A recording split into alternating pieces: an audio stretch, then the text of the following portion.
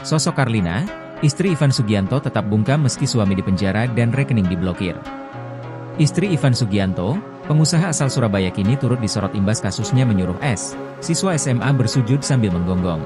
Diketahui, Ivan Sugianto memiliki istri bernama Karlina, seorang wanita asal Surabaya. Dari pernikahannya, Ivan dan Karlina dikaruniai anak berinisial Al, yang terlibat masalah dengan korban S.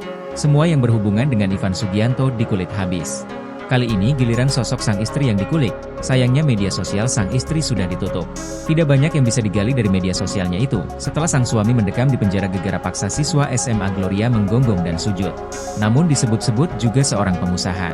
Akibatnya, Ivan Sugianto kini ditahan Polrestabes Surabaya sejak Kamis, 14 November 2024. Ivan Sugianto sendiri merupakan pemilik dari Valhalla Spectacular atau klub malam yang ada di Surabaya.